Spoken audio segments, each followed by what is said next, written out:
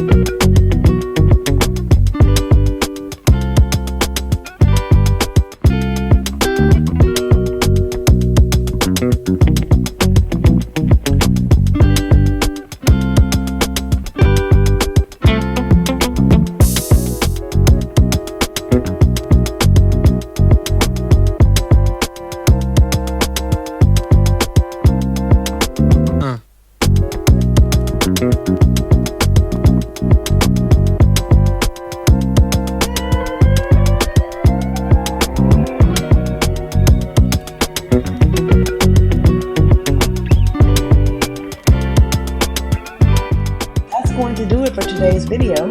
I hope you have been inspired to get your yard fall ready.